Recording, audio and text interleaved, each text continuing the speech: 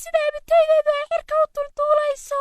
Waan idin salaamay asxaabay. Ku soo dhawaada barnaamijkeennii Sisimi Sheeko Sheeko. alla iska jir geedka yeysan kaaga dhigine. alla maya allah abitaydii elmo geedkaa ku dhegay. biku hadda maxaan samaynaa? malaan elmo hawalwalin soo jiid laga yaabaa inay geedka ka soo fuqdo. haye waayahay.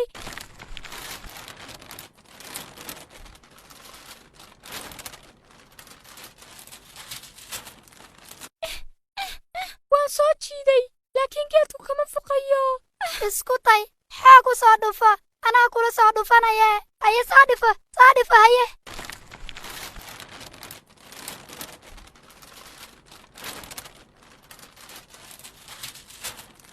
allah abitaydii way iga kala go'day. elmo muxuu sameeyaa? waayo geedka ma fuuli karo oo waa halis. haddaba elmo sidee buu u soo dejiyaa abitayda? allah haye elmo hawarwalin xalka waan ka fakiri doonaa. elmo wuxuu jeclaan lahaa inuu gaaro geedka oo soo dejisto abitayda balse ma suuroobayso. amba ma gaari karo. balaan ka fakirno.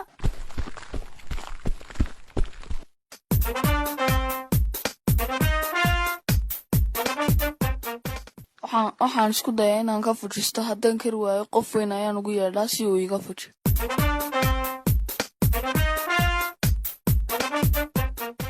anida ka hurhurada.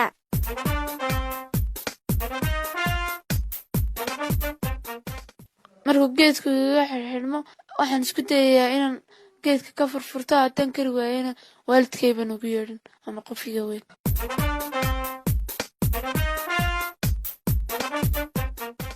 anaa kasoo furfuranaya.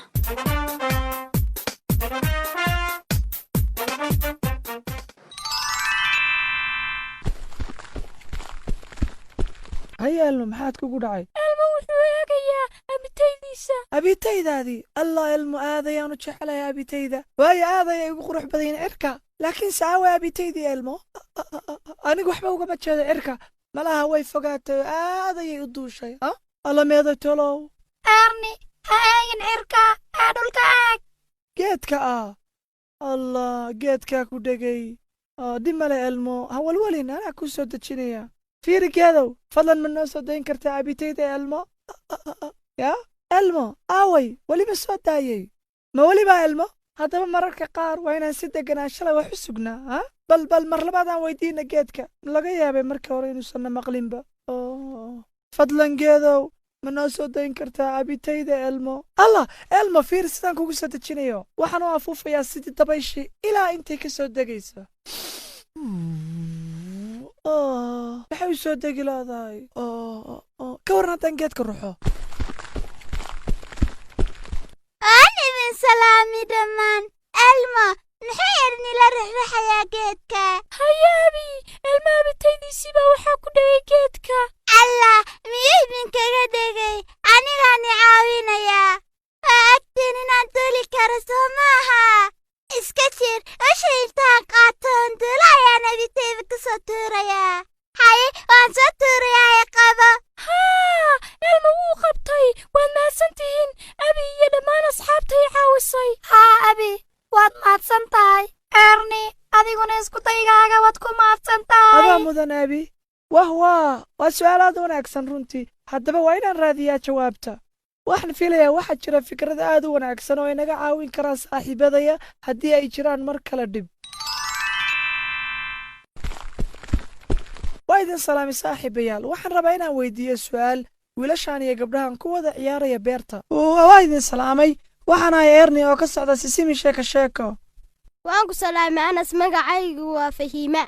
anigana magacaygu waa warsame. erni anigana magacaygu waa nasiib. waan ku faraxsanahay la kulankiina. haddaba marka uu jiro dhib maxaad samaysaan oo ka xallisaan? erni si aan u xaliyo dhibaatooyinkayga inta badan waxaan daawadaa oo waxaan ka bartaa dadka kale. hadda ka hor anoo rabo dhalo inay biyo ku shubto. markaan isku dayay inay tumbada uga shubto biyihii oo dhan bay iga daateen. dhaladana waxba iguma shumin. laakiin markaan arkay dad isticmaalaya dubaalad aniguna waxaan isticmaalay dubaalad. waaw waa si wanaagsan. runtii dadka kale ayaad ka baratay waxaanad ku xallisay dhibkaagii si wanaagsan haya adiguna war samee erni anigu waxaan qaataa taladii waalidku siiyaan maalin maalmaha ka mid ah anigoo limay oo aad u baqaya ayaa waxaa soo xasuustay taladii ayeeday ee ahayd inaad dadka waaweyn sida dukaanayaasha ayeeyooyinka ama booliska aan weydiiyo inay caawiyaan marka waxaa galay tukaalii dhowaa waxaana weydiiyey inuu caawiyo tukaalihii kadibna waddadii uu tilmaamay allah fariid runtii tala dhaxalgala ayay ku siisay ayayda oo ah dukaanlayaasha inaad weydiisid meesha aad joogto markii aad lunto haya adiguna nasiib waxaan isku dayaa inaan neef dheer qaato oo aan isdajiyo maalin maalmaha ka mida macallinkayga ayaa ii diray laylis xisaab ah balse maanan fahmin oo waan ka shaqayn kari waaye laakiin markaan neef dheer qaatay kadib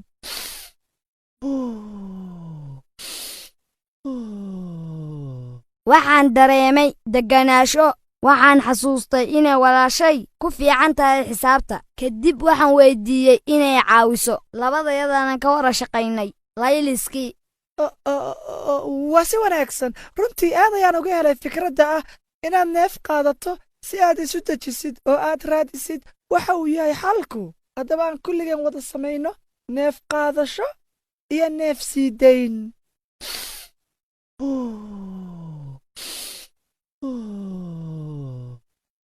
allah tani waxay i xasuustay inaan aad ugu wanaagsanahay xisaabta haddaba marka xiga haddii dib idin qabsado waad ii imaan kartaan anna waxaan idinku caawinayaa xalka waana ku mahadsantihiin dhammaantiin sidaad uga jawaabteen su'aalahayga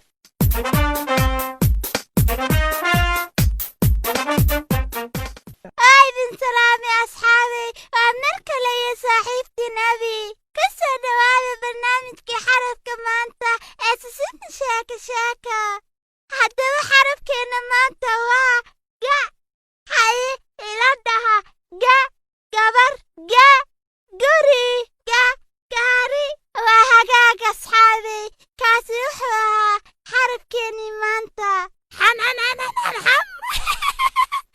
ga sida gaariga waad saxan tahay biku gaari wuxuu ka bilaabmaa xarafka ga haddaba maxaa kaloo ka bilaabmaa xarafka ga haye eray kale oo ka bilaabma xarafka ga waa karkar waad saxday biku haddaba asxaabay elmo iyo biku waxay barteen xarafka ga haddaba waa maxay eray kale oo ka bilaabma xarafka ga bal ka fakara taasna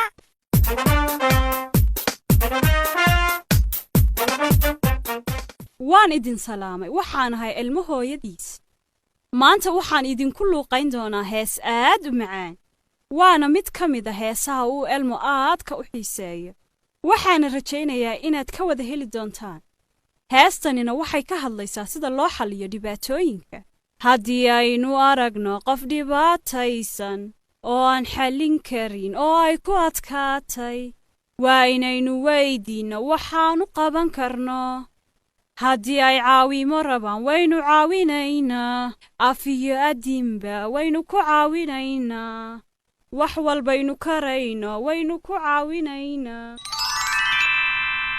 hagaag ku soo dhowaada ciyaartii beerta asxaabay ciyaarteena maanta waxay noqon doontaa gabay haye waan gabayayaa idinkuna waad iga daba jiibin doontaan haye hagaag maanta gabaygeena wuxuu ka hadlayaa waxbarashada iyo waxaa laynooga baahan yahay inaan samayno si aan wax u baranno waayahay aan bilowno marka aynaan wax aqoonin ama aynan fahmaynin waa inaan weydiinaa allah waa gabay cajiiba haddaba aan sacabka iyo durbaanka tunno si aan inta hartay ugu luuqayno hees ahaan waa inaan weydiinaa qofka naga weyn ama naga yar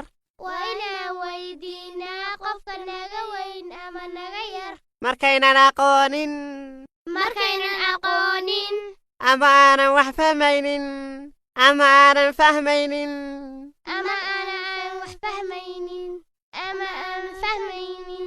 waa inaan weydiinno oo aan weydiinno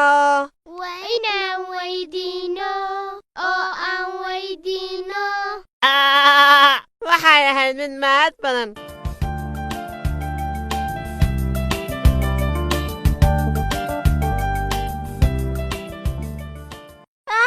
salaami asxaabay waa mar kale iyo saaxiibtii nabi waxaana la soo gaaray xilligii tirada maantana waa 8 ila tiri dhawaaqa durbaanka bikuyey